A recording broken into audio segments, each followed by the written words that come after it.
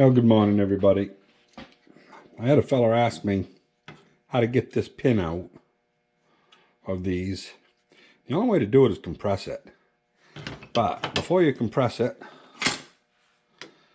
you need to, I don't think there's enough tension on this particular pressure plate. You're going to have to hold with one pair of pliers while you get the cotter pin loose, because they bend them around pretty tight. And that should come right out. Then if you put that in a vise and find the sweet spot,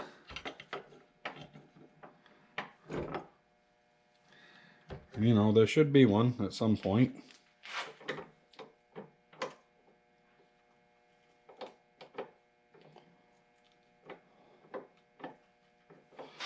Huh, it moved a little bit. Yeah, right there's the spot.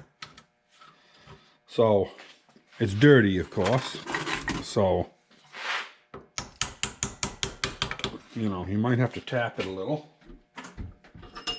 This punch is probably too big, but we'll see. But anyway, that should come right out of there.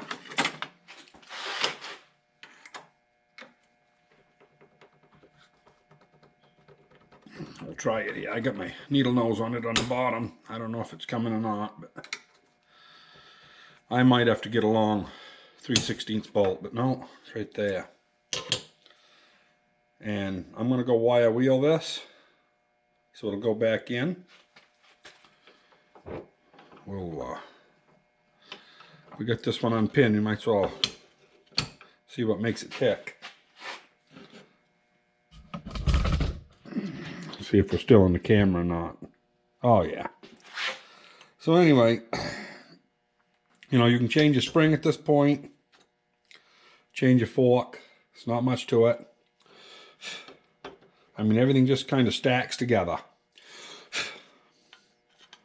So that goes in like so. That goes in there. That goes in there. Let me go clean this, because if I got to put it back in.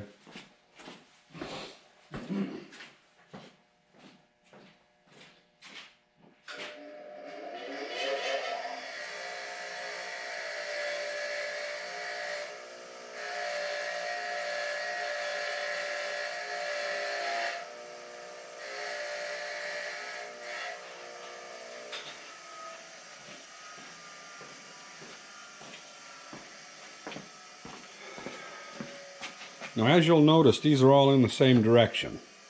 So when I pulled it out down there, now I want to make sure that I put it in the other direction so that they're all headed the same. So what we'll do is we'll flip it over, put it back in the vise, see here if we can't walk this up. And this is going to be more difficult than taking it apart, because now we kind of gotta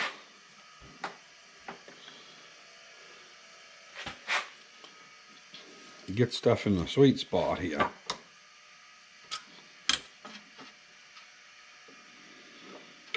Yep, right there maybe.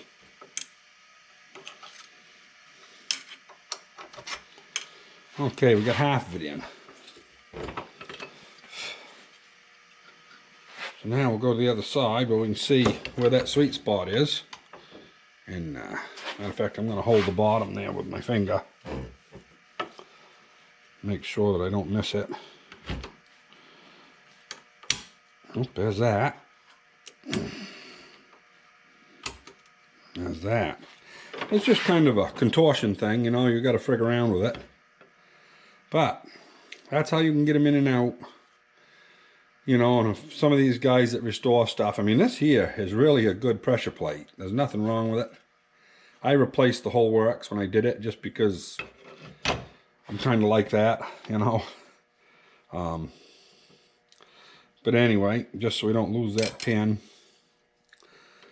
we'll put this cotter pin back in. Like I said, there's not enough spring pressure on these to hold them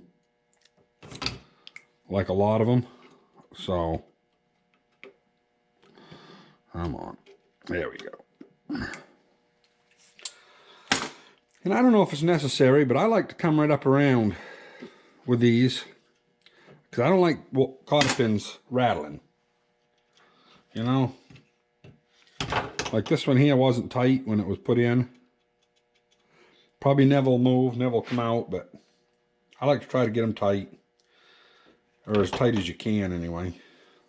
A lot of fuzz in there. But yeah, so that's all there is to it. Just a quick video on how to do that. Oops, sorry for the camera kick, but anyway, they're easy to take out. As far as doing this in the machine, it probably can be done, but there was a fellow that commented that one of his had broke. Don't know where it broke, but it broke. And I guess he really wants to just change one of these. You know, I kind of wonder if one broke, how close the other one's at. Metal, you know, it's metal fatigue is what it is. It's not really that one of them just failed. They've just been kicked a lot of times, and eventually they break here. And, you know, it's a weak spot where the hole is. Nothing you can do about it. This one here, I wouldn't hesitate to put in a machine because they're not that big of a deal to get out. And if he's got another clutch that he can steal one out of, you know, you're only talking a half hour, and, you know, it's, I don't know what these are, $60, $70 probably to buy one. So, yeah, you can replace it, or you can do the whole thing. It's up to you. You know, I hope that helps somebody. They're not that difficult to do. There's not a lot of spring pressure on them. Matter of fact, I even wonder how the damn thing doesn't slip. But they don't. You know, I just put one together, and the one that brand new one I put in there, you could push right down with your thumb to release it. So, you know, I guess it's gearing is why they don't. Of course, 13 horsepower on a motor ain't much either. But anyway, hope that helped you a little bit. And you have a great day.